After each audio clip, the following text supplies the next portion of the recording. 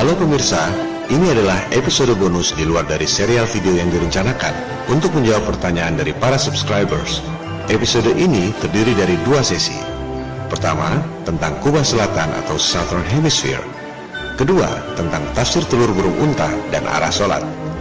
Kita mulai dengan sesi pertama untuk menjawab pertanyaan subscribers tentang, dalam tanda petik, penelitian sains di Gunung Bromo yang katanya membuktikan adanya bintang kutub langit selatan, sehingga katanya membuktikan bumi berbentuk bola. Saya sudah lama tak mau tanggapi. Saya hanya katakan bahwa itu semua sudah dijawab oleh orang lain. Saya berikan linknya, tapi request terus berdatangan. Katanya, tolong dijelaskan supaya awam bisa ngerti. Dan pemirsa mengatakan tak paham penjelasan dalam bahasa Inggris. Oke, kalau untuk menjelaskan pada para pemirsa, bukan untuk berantem rakyat versus rakyat, saya harus penuhi ekspektasi. Saya akan berikan contoh bagaimana memverifikasi sebuah kasus tanpa harus bertanya. Saya ingin berikan pancing, bukan ikan. Mudah-mudahan setelah ini para pemirsa bisa mencari sendiri jawaban pertanyaan-pertanyaannya. Sama seperti saya, juga mencari sendiri. Tak pernah saya bertanya pada pembuat video, meski kami ada dalam discussion board yang sama. Mari kita mulai mengurut case Star Trail Bintang Selatan ini. Saya minta kepada subscriber yang bertanya untuk membuat daftar apa yang ditanyakan. Ini dilakukan lewat Yapri di YouTube channel. Isinya, para subscribers minta tolong dijelaskan beberapa hal sebagai berikut. 1. Katanya ada eksperimen membuktikan bumi bulat atau datar dengan mengetahui kutub langit. Kalau ada kutub langit, berarti ada kutub bumi. Saya agak heran, ini apa nggak salah statementnya? Ada kutub langit, berarti ada kutub bumi. Tapi ya sudah, saya hanya menjawab pertanyaan dari subscribers. 2. Katanya ada yang motret selama 2 jam di Gunung Bromo. Hasilnya ada bintang kutub langit selatan. Bintang kutub langit selatan. Ada star trails. Oke, berarti ini time lapse. Karena ada kutub langit selatan, berarti kutub bumi selatan juga ada. Really? Oke, kita akan bahas ini. 4. Kalau buminya datar, nggak mungkin ada potret kutub langit selatan. Saya tanya, selatan itu maksudnya di sebelah mana? Katanya di bawah bumi datar. Hah? Jadi selatan bumi datar adanya di bawah tanah. Ini nggak salah. Tapi ya sudah, saya hanya jawab pertanyaan dari subscribers. 5. Karena kutub langit selatan bisa dipotret, maka buminya berbentuk bola. Dan star trail hanya bisa terjadi karena buminya berputar pada porosnya. Oke, terima kasih atas pertanyaannya. Saya akan menunjukkan bagaimana cara memverifikasi setiap ada klaim dengan harapan setelah ini orang bisa melakukan sendiri tanpa harus bertanya. Sebab memang itu tujuan pembuatan serial video ini, agar orang mengkaji dan melakukan penelitian sendiri, seperti yang saya lakukan ketika mempelajari Flat Earth. Kita akan membahas kelima hal tersebut dalam 4 subjek bahasan. Pertama, tekniknya. Apa sebenarnya yang dimaksud dengan pemotretan Star Trail Time Lapse? 2. Profesinya.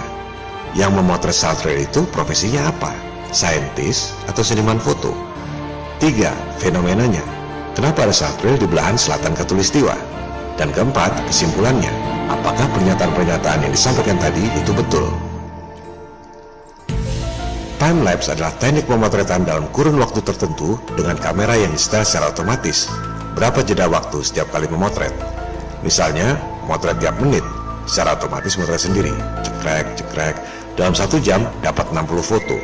2 jam dapat 120 foto. Kalau mau lebih halus pergerakannya, intervalnya disetel lebih pendek. Misalnya, tiap 30 detik.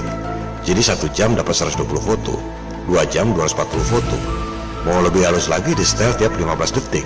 2 jam dapat sekitar 500 foto.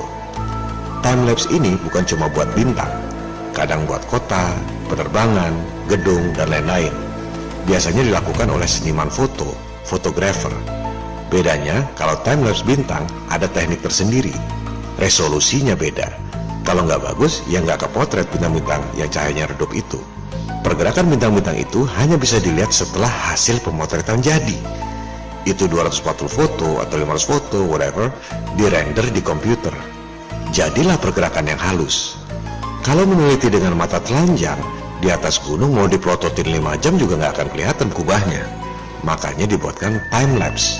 Karena orang nggak akan lihat kalau dengan mata telanjang. Jika Anda search di YouTube, motret Star Trail juga nggak harus di gunung. Bisa di depan rumah, bisa di dekat teleskop, di mana saja asal langitnya jernih. Ini menyangkut tekniknya. Yang kedua, profesinya. Yang motret Star Trail itu biasanya saintis atau seniman foto. Saya search di YouTube, Time-lapse Bromo Volcano. Dapatnya video ini, dibuat oleh orang Prancis dengan inisial nama TL. Kita lihat, ada gunung Bromonya, ada kawahnya, ada lampu-lampu mobil di bawahnya. Jadi, yang membuat video Star Trail di Gunung Bromo ini adalah inisial TL yang berasal dari Prancis. Profesinya apa? Seniman atau saintis? Nggak perlu nanya, kita cari saja di Google. Kita lihat, adanya referensi berbahasa Prancis. Dia adalah astronom amatir, berarti hobi, bukan saintis. Dan spesialisasinya adalah astrofotografi. Apa itu astrofotografi? Kita cek lagi di Google.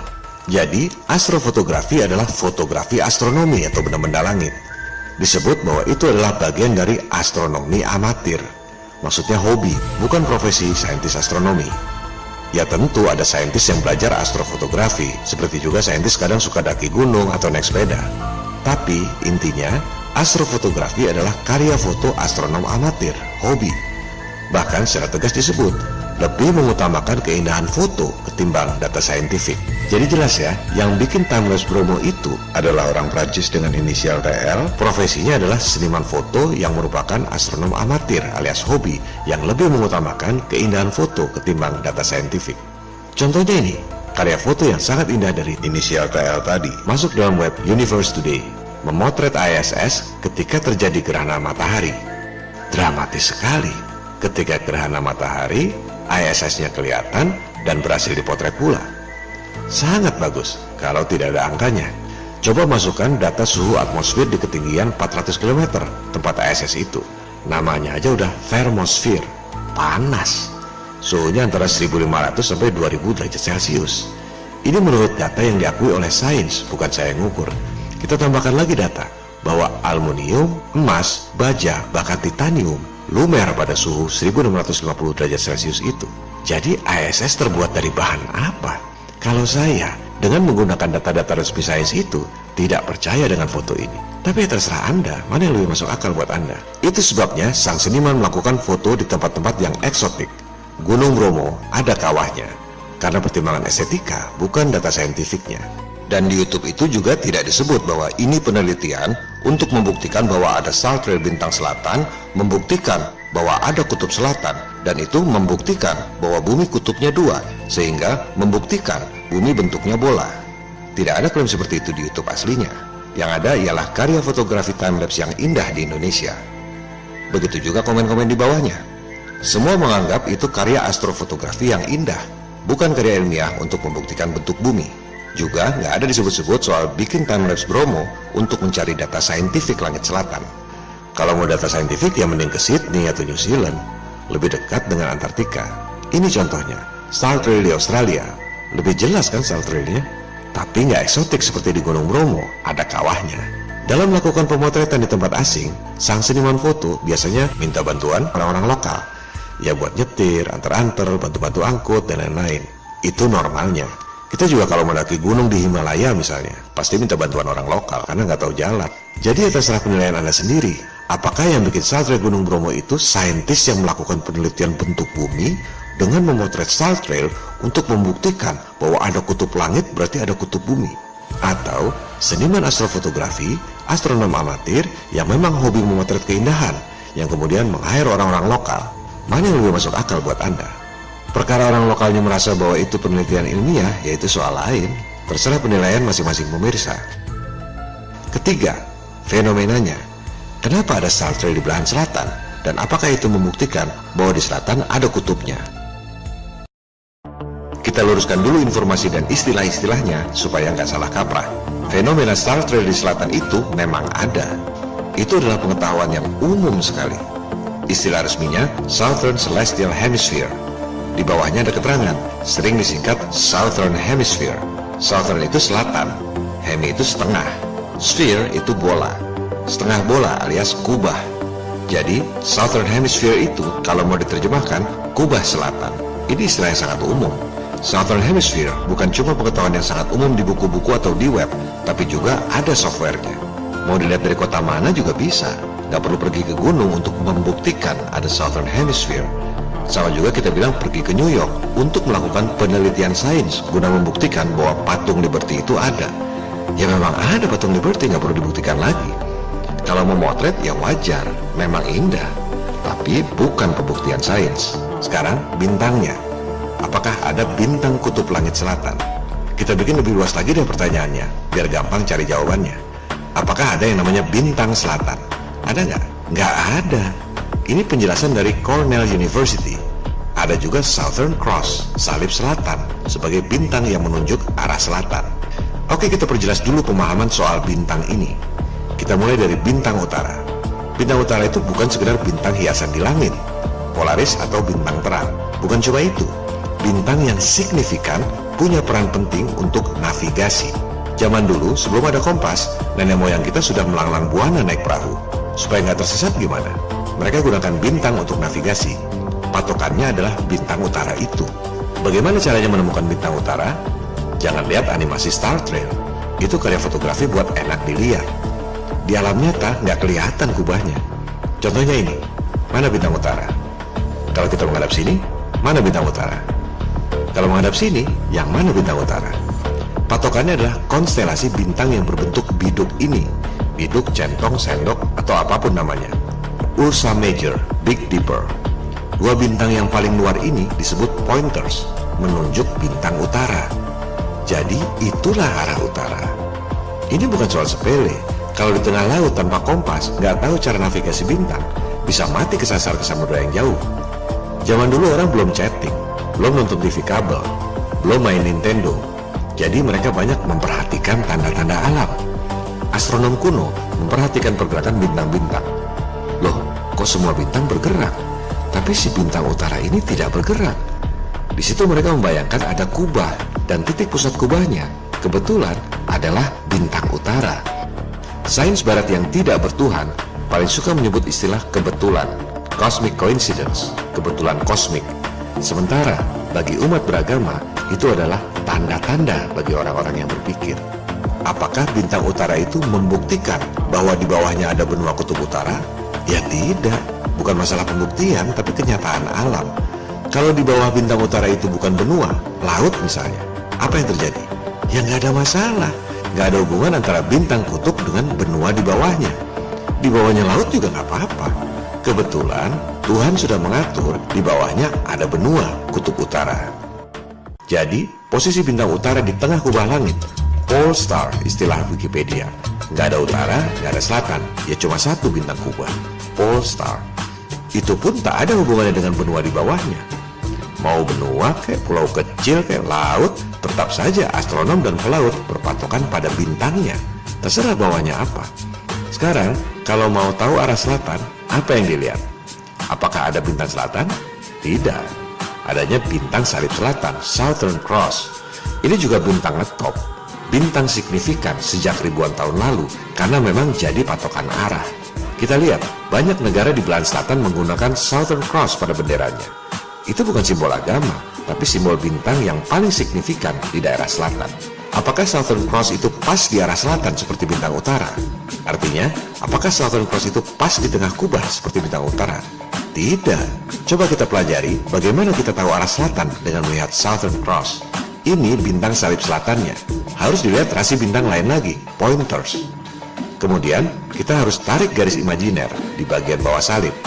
Kemudian, tarik garis lurus lagi, pas ke tengah dua bintang pointers. Titik temu antara kedua garis ini, apakah ini selatan? Belum, masih di bawahnya lagi. Anda lihat, beda sekali dengan kondisi bintang utara. Makanya bintang utara itu aneh, dan itu sebabnya jadi penting. Kemudian, apakah ada bintang yang pas di tengah kubah selatan itu? Ya, ada yang dekat-dekat situ. Bintang figuran, bintang yang redup. Ada miliaran bintang di langit, katanya. Coba Anda menurut, tunjuk jari ke langit. Cap, cip, cup, pasti ada bintangnya. Begitu juga yang di tengah kubah itu. Ya ada bintang yang dekat situ. Apa namanya? Pasti orang nggak kenal. Sigma Octantis. Coba saya tutup namanya. Anda ingat namanya apa? Nggak ingat juga wajar, bintang nggak ngetop. Kita tuntaskan dulu soal bintangnya, baru kemudian kita bahas kubahnya. Kembali pada Cornell University. Apakah ada bintang selatan? Mereka jujur jawab, nggak ada. Ada juga Southern Cross. Kalau Anda lihat di Wikipedia, jawabannya ambigu, pole star atau bintang kutub. Bukan bintang kutub utara atau bintang kutub selatan, tapi bintang kutub. Hanya ada satu bintang kutub, yakni bintang utara. Jelas kan? Kemudian, kutub langit selatan tak ada bintang yang terang. Jelas kan? Yang paling dekat adalah Sigma Octantis. Sampai di sini kalimatnya betul. Baru ujungnya dipelintir, yang kadang disebut sebagai bintang selatan. Anda lihat, beda penjelasannya dengan Cornell University, yang tegas-tegas bilang tak ada bintang selatan. Yang jelas, secara fungsi, tak ada orang melihat arah selatan berpatokan pada bintang redup Sigma Octantis. Patokannya adalah Southern Cross dan Pointers itu. Di dekat pertemuan antara dua garis imajiner adalah arah selatan. Nggak pernah dibicarakan di dekat kubahnya situ ada bintangnya atau tidak. Sekarang kubahnya. Dari tadi saya sudah tayangkan Star Trek Southern Hemisphere. Apakah Anda perhatikan bintang-bintang itu berputar ke arah mana? Clockwise, searah jarum jam. Tadi juga saya sudah tayangkan Star Trek di Northern Hemisphere, bintang utara. Berputarnya ke arah mana? Anti-clockwise, berlawanan arah jarum jam. Apakah aneh yang utara berputar ke kiri, yang selatan berputar ke kanan? Apakah ini membuktikan bahwa kubahnya ada dua? Mari kita buktikan kubahnya satu atau dua. Lupakan bintang sejenak. Kita lihat matahari. Jika kita menghadap utara, matahari terbit dari kiri apa kanan? Kanan, karena timur di sebelah kanan kita. Matahari terbit dari timur, berarti dari arah kanan ke kiri, berlawanan arah jarum jam, anti-clockwise. Sekarang, kalau kita menghadap selatan, matahari terbit dari kiri apa kanan? Kiri, karena timurnya di sebelah kiri, terbit ke terbenam searah jarum jam, clockwise. Kita pahami dulu soal orientasi arah. Menghadap utara, timurnya di kanan. Menghadap selatan, timurnya di kiri. Sama persis dengan perputaran kubah tadi. Ke utara, anti-clockwise. Ke selatan, clockwise. Fenomena ini disebut perspektif linier. Dan itu justru artinya bendanya satu. Contohnya adalah matahari tadi. Bisa terbit di kiri, bisa terbit di kanan, tergantung menghadap ke arah mana. Perspektif. Oke, kita dalami lagi. Kita lihat matahari lagi. Lihat matahari terbit di timur. Kelihatan kan, di situ ada mataharinya. Dan ada guratan cahayanya. Yang jarang orang tahu, kalau Anda melihat bertolak belakang dengan timur, yaitu di barat, sebenarnya ada juga guratan cahaya mataharinya. Aneh bin ajaib bukan? Matahari terbit di timur, tapi di barat ada guratan cahaya matahari juga. Dan cuma guratan sinarnya saja, padahal mataharinya nggak ada.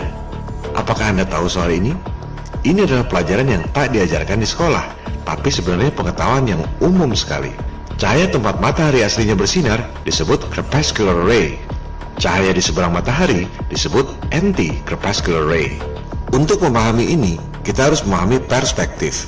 Kita lihat, ada dua titik di ujung terjauh pandangan mata kita. Dalam bahasa Indonesia disebut titik hilang. Yang awal titik hilang, yang akhir titik hilang juga. Dalam bahasa Inggris, titik awal ini disebut crepuscular. Titik akhir ini disebut anti-crepuscular. Apa bahasa Indonesianya? Kita sebut saja titik awal ini sebagai titik A, awal. Titik akhir, anti-crepuscular, kita sebut saja titik B, supaya awam mudah mengerti. Oke? Sekarang, kembali pada anti-crepuscular sinar matahari. Kalau di barat, ini istilah yang umum. Coba kita cerna sebentar, karena nggak semua orang tahu ini. Jangan percaya apa kata saya hanya kemukakan referensi. Anda cari dan pelajari sendiri. Titik B atau titik akhir dari perspektif sinar matahari. Ada fotonya di situ. Sinarnya ada, persis seperti sinar matahari. Tapi mataharinya nggak ada di situ. Justru adanya di arah yang berlawanan. Persis seperti kubah utara. Di selatan ada perputaran kubahnya, tapi pusat perputarannya ya di utara itu. Kubahnya cuma satu, sama seperti sinar matahari ini. Coba Anda baca, tulisannya anti-solar point. Solar itu matahari, titik anti matahari. Kan lucu kalau diterjemahkan. Maksudnya titik B itu sinar matahari yang semu akibat perspektif. Juga ditulis di situ terjadi pada saat matahari terbit atau matahari terbenam. Maksudnya, kalau matahari terbit di timur dan Anda melihat ke barat, ada titik B atau anti-crepuscular itu. Atau sebaliknya, pada saat matahari terbenam di barat, ada titik B atau anti-crepuscular di timur. Wikipedia ini cuma contoh referensi, artinya umum sekali, bukan informasi rahasia. Anda ketik saja di Google anti-crepuscular, ada banyak referensi. Silakan Anda pelajari sendiri. Atau ketik anti-crepuscular di Google Image. Anda akan lihat begitu banyak foto-foto tentang sinar matahari semu ini. Titik B, mataharinya nggak ada di situ. Sama persis dengan fenomena kubah selatan atau Southern Hemisphere. Kubahnya cuma satu, yang pusatnya di bintang utara itu. Oleh sebab itu, tak ada bintang pas di tengah kubah selatan, karena kubahnya hanya semu akibat perspektif. Ada juga bintang maksa, bintang redup yang jaraknya masih 1 derajat dari pusat kubah, nggak pernah dipakai buat navigasi. Jadi jelas, ada crepuscular atau titik A, titik awal atau titik asli sinar dan perputaran. Ada anti-crepuscular atau titik B, titik akhir atau titik semu dari sinar matahari dan perputaran kubah. Mudah-mudahan ini masih bisa dipahami oleh awam. Silakan Anda pelajari sendiri nanti. Kerancuan terjadi karena ada sebagian pihak berusaha membantah kubah flat earth dengan argumentasi kalau pusat kubah bumi datar ada di tengah lingkaran kutub utara, harusnya orang-orang yang ada di selatan bumi hanya melihat star trail dari kiri ke kanan dong. Nyatanya di selatan ada kubahnya juga. Berarti kubahnya ada 2. Betul kan? Begitu kira-kira logikanya. Ya itu karena nggak ngerti perspektif aja. Mereka berpikir matahari terbit di timur, sinarnya terus berpencar sampai ke ujung barat. Kalau di barat ada pancaran sinar matahari lagi, berarti mataharinya ada 2, meskipun mataharinya nggak kelihatan. Padahal, kenyataan alam, sinar matahari di timur tidak terus berpencar lebar di barat. Malah sebaliknya, jadi mengecil lagi seperti ada mataharinya di barat. Padahal mataharinya ada di timur. Makanya disebut anti-solar point, anti-crepuscular ray. Ini adalah pengetahuan yang umum sekali, cuma mungkin nggak banyak diketahui di Indonesia. Sekarang kita kembali pada kubah utara dan kubah selatan atau Southern Hemisphere. Anda tak perlu pergi ke gunung atau ke pantai untuk mempelajari fenomena ini, sebab ini adalah pengetahuan yang umum sekali. Di buku ada, di web ada, softwarenya juga ada. Jangan terkesan hanya orang tertentu yang diberkahi yang mampu melakukan dalam tanda petik penelitian. Semua orang bisa mengkaji. Inilah maksud dari people empowerment, pemberdayaan masyarakat. Membuat masyarakat jadi berdaya, tidak tergantung pada elit yang seolah-olah bisa memonopoli kebenaran. Anda download saja software ini, Stellarium, gratis, tak perlu keluar duit untuk pergi jauh-jauh dulu. Dengan software ini, Anda bisa melihat ke semua arah, bukan cuma selatan, tapi timurnya gimana, baratnya gimana, dan utaranya gimana. Bahkan di YouTube ada tutorial. Orang gunakan software ini dulu untuk merencanakan pemotretan star trail. Logis, sebelum pergi jauh, ya bikin planning dulu. Bintang mana yang dipotret, dari arah mana. Profesional ya begitu, kerja dengan planning. Setelah matang perencanaan, baru pergi memotret. Untuk hasil yang indah, bukan untuk pembuktian. Tapi ya terserah mana yang lebih logis buat Anda. Oke, kita ambil contoh di lokasi yang jauh sekalian. Di bagian barat yang dekat utara, Inggris. Coba kita lihat.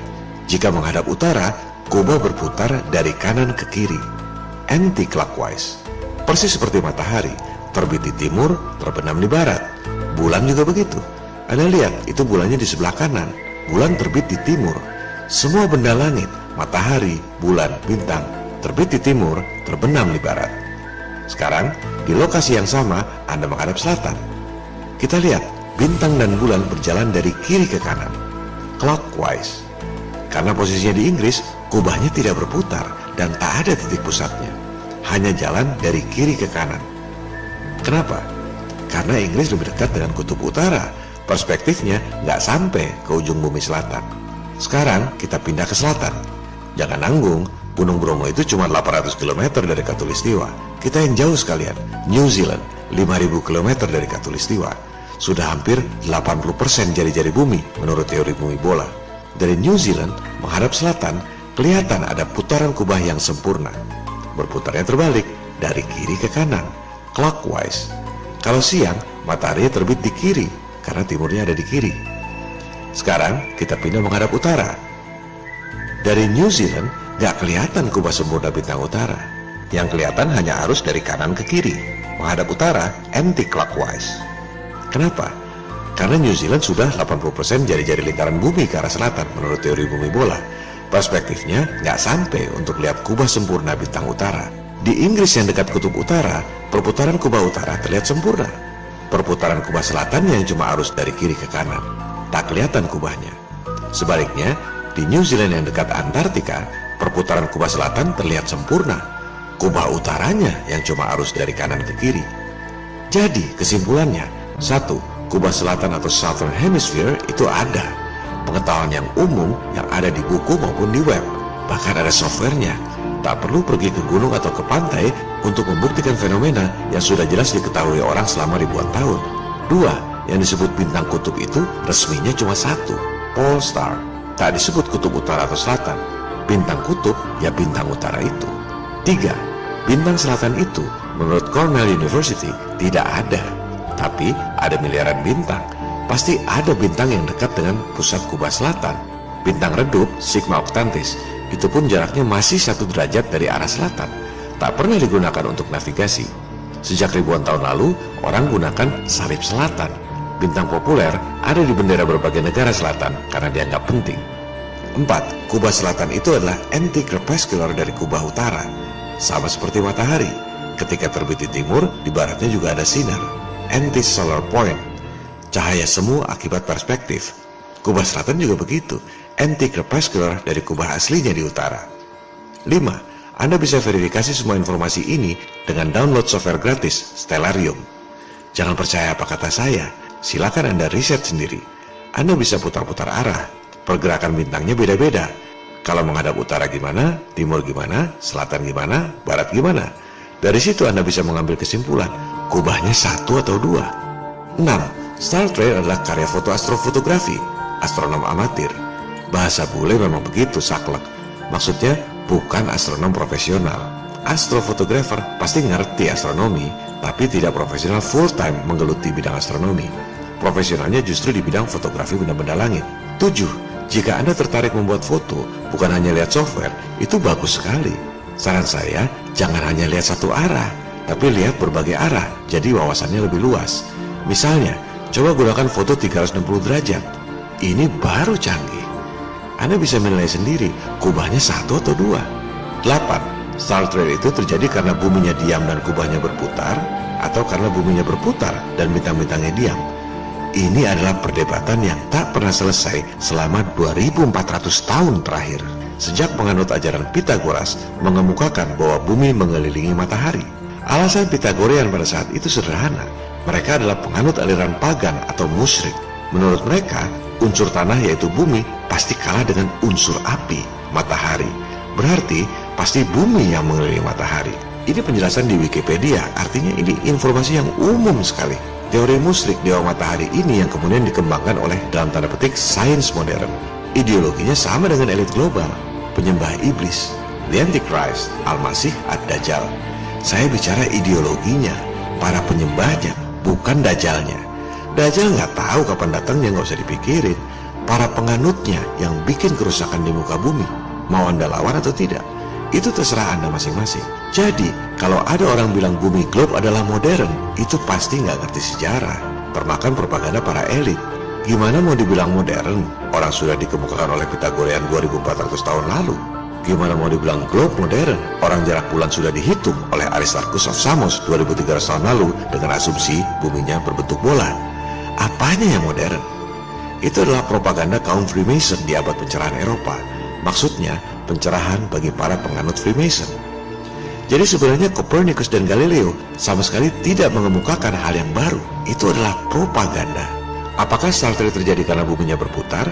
Ini yang sebenarnya gagal dibuktikan oleh Galileo, stellar parallax yang telah dikemukakan pada episode 3. Katanya bumi oleng 23 derajat ke utara dan selatan, makanya ada 4 musim. Begitu teorinya. Terus, kalau buminya oleng 23 derajat, kok kubah dan rasi bintangnya nggak berubah? Harusnya berubah dong. Katanya bumi mengelilingi matahari dengan total jarak 940 juta kilometer. Kok kubah dan rasi bintangnya tidak berubah juga? Katanya mataharinya pun berputar mengelilingi galaksi. Sementara kubah dan rasi bintangnya tidak pernah berubah. Disinilah nalar atau common sense diperlukan. Terserah masing-masing orang mana yang lebih masuk akal buat Anda. Jangan berharap semua orang pendapatnya sama dengan Anda. Soal geosentrik dan heliosentrik ini sudah jadi perdebatan selama 2400 tahun. Lantas Anda berpikir bisa ada aklamasi, semua orang harus setuju dengan satu model lewat chatting di media sosial. Debat adu kepala antara rakyat dengan rakyat. Itulah sebabnya para elit bebas berbuat apa saja tanpa disadari oleh rakyat. Karena rakyatnya sibuk berantem sendiri. Saya hanya menjelaskan pada para subscribers dan memberi contoh konkret bagaimana melakukan riset dan verifikasi secara praktis dan efektif. Sehingga lain kali tak perlu bertanya pada saya, karena Anda semua punya potensi untuk melakukan kajian yang jauh lebih baik dari saya. So who are you? Are you like some special forces guy or something? I'm just a cook. A cook? Just a lowly cook. Saya tidak berharap semua orang setuju pendapatnya dengan pemaparan ini. Yang nggak setuju, silakan untuk terus tidak setuju. Yang nggak setuju ya sudah, tak perlu diyakinkan. Dan tak perlu dimusuhi. Para pembantah itu adalah saudara-saudara kita, bukan musuh kita. Saudara-saudaraku tukang beca, saudara-saudaraku tukang sayur, saudara-saudaraku pegawai yang sekecil-kecilnya, tidak ada satu yang terkecuali. Semuanya saudara-saudara, saya sampaikan salamku kepada saudara-saudara sekalian. Yang kita lawan adalah para elit. Kita adalah rakyat, tapi kita tidak takut pada saintis elit, karena kita tahu persis apa yang kita bicarakan. I'm just a cook. Kita akan bahas fokus 3 kebohongan pada episode 11 mendatang, Realitas Flat Earth.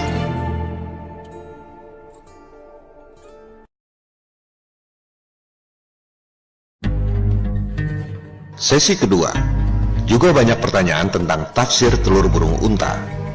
Awalnya saya nggak mau tanggapi karena saya memang nggak harus jawab semua pertanyaan. Malah saya sebelumnya nggak pernah terpikir akan banyak orang yang nanya. Sebab saya sendiri kalau nonton video orang nggak pernah terpikir buat nanya sama yang bikin video. Kelihatannya di negeri kita ini banyak yang kalau baca berita di web atau sosmed langsung dianggap nyata tanpa verifikasi dan tanpa saringan nalar. Itu sebabnya banyak sekali pesan berantai via handphone. Begitu baca, orang langsung forward tanpa mikir benar atau tidak pesan-pesan itu. Begitu pula halnya dengan tafsir telur burung unta. Katanya ada ustadz selebritis internasional yang mengatakan demikian. Ada juga yang karena baca di web-web berbahasa Indonesia tanpa berpikir yang nulis itu benar bisa berbahasa Arab atau tidak. Karena webnya berjudul keislaman, maka isinya yang merupakan tulisan-tulisan bebas siapapun yang mau nulis dianggapnya benar semua. Saran saya, cari referensi yang diberikan oleh ulama-ulama yang sehari-hari berbahasa Arab. Memang dari lahir sudah diajarkan berbahasa Arab sehingga tidak rancu. Misalnya, penjelasan yang dikumpulkan oleh Abu Ismail Channel ini, Flat Earth Muslim. Ia mengumpulkan pendapat ulama-ulama terkenal di Saudi yang memang sehari-hari berbahasa Arab. Tentu penjelasannya lebih kredibel dari opini saya ataupun opini Anda. Berikut adalah penjelasan para ulama yang sehari-hari berbahasa Arab yang dikompilasi oleh Abu Ismail Channel itu. Now, let's begin.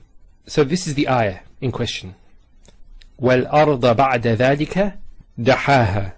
So, what some Muslims say is that because there's a word from the same root, which is al-udhiyu, which means the egg of an ostrich, therefore, because of this relationship, that this verb daha has an inbuilt meaning, to mean not only to spread the earth, but to make it in the shape of an ostrich egg.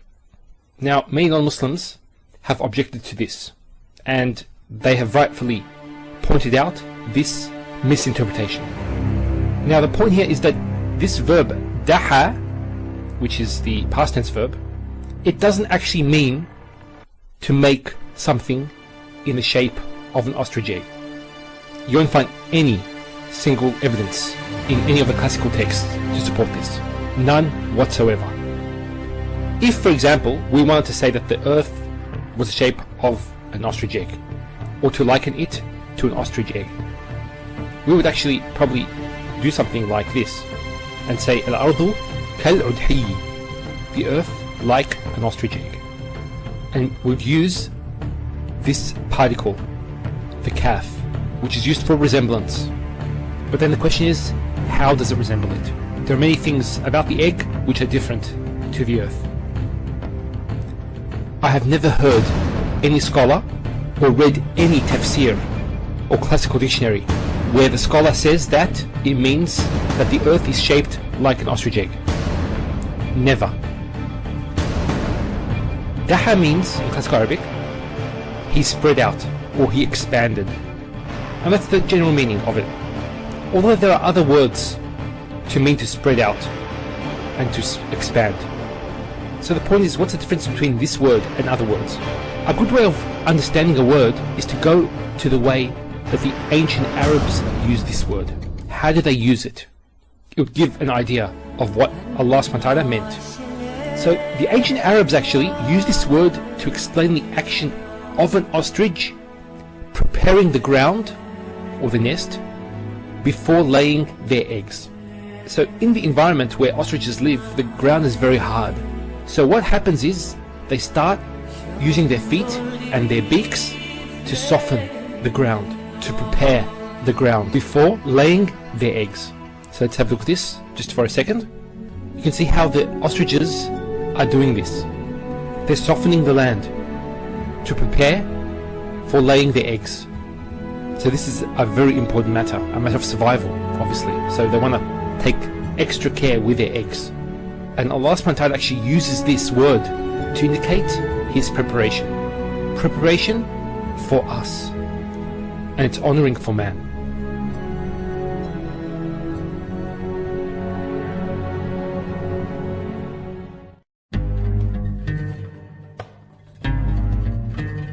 بلا شك هذا هو ما دل عليه القرآن. والشمس تجري، هم يقولون لا الشمس واقفة والأرض هي اللي تجري، هذا عكس ما جاء في القرآن. كوننا نترك ما دل عليه القرآن وناخذ بالنظريات الحديثة هذا لا يكون من المسلم، ويجب على المسلم أن يتبع القرآن. In 1993, the Muslim world was stunned by the statement of the supreme religious leader of Saudi Arabia, Sheikh Abdullah Aziz Ibn Baz, on page 23 of his book, Evidence That the Earth is Standing Still. He said the following: "The Earth is flat. Whoever claims it is round is an atheist, deserving of punishment."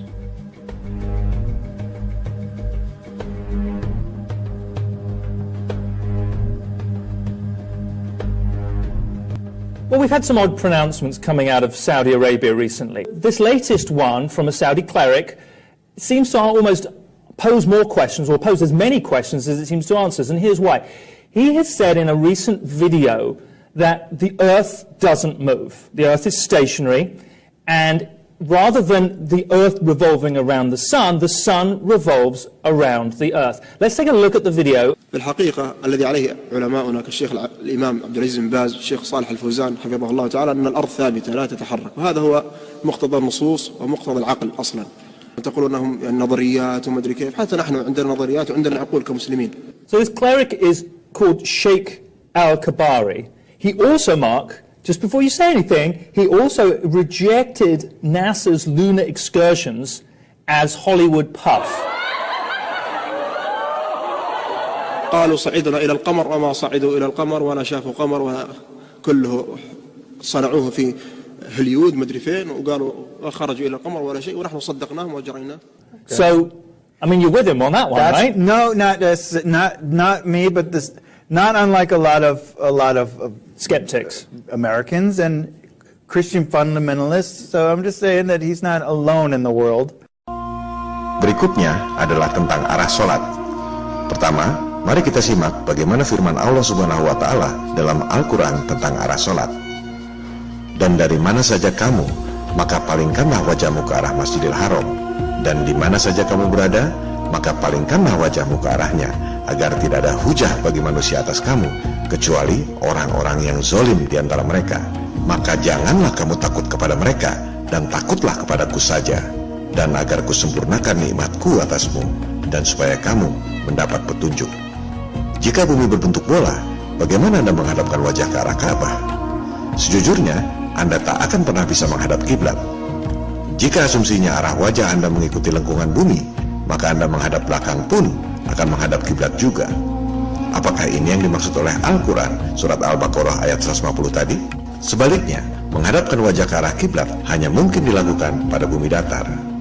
Sekarang, jika Anda percaya bumi bola, bagaimana Anda menentukan arah kiblat? Anda harus menggunakan rumus sains matematika. Ini rumusnya. Itu adalah rumus yang dikemukakan oleh cendekiawan Al-Biruni 1000 tahun lalu. Al-Biruni percaya bumi datar, tapi dia adalah ilmuwan yang moderat. Coba Anda gambar peta. Anda gambar pada kertas datar, atau Anda gambar peta pada bidang bola? Sudah pasti Anda gambar pada kertas datar. Dengan foto udara pun, hasilnya adalah potret pada kertas datar. Lantas, bagaimana Anda tuangkan dalam bentuk bola? Inilah yang diajarkan oleh Al-Biruni. Kira-kira dia berkata begini, kamu percaya bumi bola? Mau tahu gimana caranya menerapkan peta bumi datar ini jadi bentuk bola? Nih rumus matematikanya. Ini yang disebut sebagai azimuthal equidistant. Peta bumi globe adalah azimuthal equidistant dari peta bumi datar. Seperti yang telah dijelaskan pada episode 5, USGS membuat peta Atlas Nasional Amerika dengan menggunakan azimuthal equidistant dari peta bumi datar. NASA tahu persis siapa Al-Biruni, makanya mereka menamakan sebuah kawah di bulan sebagai Al-Biruni Crater. Jadi, rumus matematika itu tergantung asumsi bentuk bumi bolanya. Itu kalau buminya dianggap bola sempurna. Kalau bentuknya oblik seperti yang dikatakan oleh Bill Nye, rumusnya lain lagi. Arah kiblatnya beda lagi. Kalau bumi bentuknya seperti buah pir, seperti yang dikatakan oleh Neil Tyson, rumus matematikanya beda lagi. Arah kiblatnya lain lagi. Jadi, bentuk bola yang bagaimana yang Anda pakai? Bola versi NASA, versi saintis seperti Bill Nye, atau versi saintis seperti Neil Tyson? Siapa imam Anda? NASA, Bill Nye, atau Neil Tyson? Mari kita buktikan. Dengan asumsi bumi bola pun, arah kiblat Anda beda-beda. Tergantung asumsi yang digunakan untuk rumus matematikanya. Coba lihat, menurut Tempo, dari Jakarta, kiblat Anda 291 derajat dari utara. Apakah Anda sholat dari Jakarta terus? Kan tidak. Anda harus tahu arah kiblat dari berbagai tempat. Jadi, Anda harus punya sumber referensi lain. Menurut ikiblat.com, dari Jakarta, kiblat Anda 295 derajat. Menurut Accurate Kiblat Calculator, kiblat Anda 294 derajat. Jadi, mana yang benar? Inilah kebingungan jika bumi Anda berbentuk bola. Tergantung asumsi rumus matematikanya, bentuk bolanya seperti apa? Bola sempurna, gendut di tengah atau oblek, atau gendut di bawah seperti buah pir? Apakah Anda tahu, MUI baru-baru ini merubah fatwa tentang arah sholat? Anda memang tak akan pernah pasti tentang arah kiblat jika buminya berbentuk bola. Indonesia masih mending, letaknya sama-sama di Asia dengan Mekah, dan sama-sama nggak jauh dari Khatulistiwa. Jadi, melenceng arahnya hanya beberapa derajat. Coba jika Anda sholat di Amerika atau di Kanada, barulah Anda tahu bahwa arah kiblat bumi bola itu salah. Jangan bicara fatwa MUI, sebab MUI tak pernah menunjukkan arah kiblat jika Anda sholat di Kanada. Anda harus cari referensi sendiri. Contohnya ini, pertanyaan di Kiblat Locator. Saya tinggal di Kanada. Kok arah kiblatnya ke timur laut alias antara timur dan utara? Kalau di peta, Mekah itu kan arahnya tenggara alias antara timur dan selatan. Jadi, kiblat Anda yang mana? Kiblat Locator itu tidak salah, karena yang digunakan sebenarnya adalah peta bumi datar. Anda lihat, jika Anda sholat di Kanada, kiblat Anda memang ke timur laut dekat utara. Ini adalah bukti yang tak terbantahkan bahwa peta yang digunakan sesungguhnya adalah peta bumi datar. Atau silakan coba petunjuk arah kiblat lain, Islamic Finder. Misalkan Anda ada di Los Angeles. Di mana kiblat Anda? Anda akan lihat kiblatnya justru dekat utara. Jika Anda lihat peta standar berbasis bumi bola, maka adanya di tenggara Los Angeles, timur ke selatan sedikit. Tapi kiblatnya dekat utara. Anda mau tanya pada siapa? Jelas sekali menggunakan peta bumi datar. Mekah memang di timur menjelang utara dari Los Angeles. Kenapa demikian? Karena peta Atlas Amerika yang dibuat oleh USGS adalah azimuthal equidistant dari peta bumi datar. Ini semua adalah bukti yang tak terbantahkan bahwa arah kiblat sebenarnya ditentukan berdasarkan peta bumi datar, dan kiblat menurut bumi bola adalah salah. Atau, jika Anda tak suka dengan teknologi dan rumus matematika, Anda bisa mengacu pada web nu.org.id. Ini sangat masuk akal. Orang sudah mencari arah kiblat sejak sebelum ada internet, 1400 tahun lalu. NU mengingatkan metode yang orisinil dulu digunakan, yaitu mengacu pada bayangan matahari ketika matahari tepat di atas Ka'bah.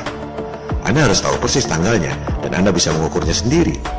Apakah Anda di Jakarta, Kanada, atau Los Angeles? Dari situ Anda akan tahu bahwa arah kiblat yang sebenarnya adalah sesuai dengan peta bumi datar, dan kiblat menurut bumi bola adalah salah. Demikian pemaparan pada episode bonus. Pada episode 11 terakhir, kita akan membahas tentang realitas flat earth. Banyak sekali pertanyaan tentang matahari, fase bulan, meteor, pasang surut, dan lain-lain. Sama seperti pemaparan ini, sebenarnya semua pertanyaan sudah ada jawabannya di Google atau YouTube jika Anda mau mencari. Saya hanya merangkum dan memfiltrasi berbagai penjelasan agar mudah dipahami. Tujuannya tentu saja bukan hanya untuk memuaskan rasa ingin tahu tentang realitas flat earth, apalagi untuk berdebat adu domba awam versus awam. Tujuan utamanya adalah menggugat sistem yang zolim, membongkar kebohongan agar kebenaran tampil dengan sendirinya untuk masa depan kemanusiaan kita. Third, humanity. Melawan kezoliman agar keadilan tampil dengan sendirinya. Fifth, social justice. Oleh sebab itu, sebelum membahas realitas flat earth, kita akan dalami dulu soal fokus 3 kebohongan itu. Misalnya, Anda dari kecil diajarkan bahwa bumi berotasi dengan kecepatan 1670 km per jam. Bumi mengelilingi matahari dengan kecepatan 108.000 km per jam. Matahari itu besar sekali, 400 kali lebih besar dari bulan, tapi jaraknya 400 kali lebih jauh. Tahukah Anda bagaimana cara menghitungnya? Kebanyakan pasti nggak tahu. Tapi Anda harus percaya. Jika Anda tidak percaya, Anda dianggap bodoh.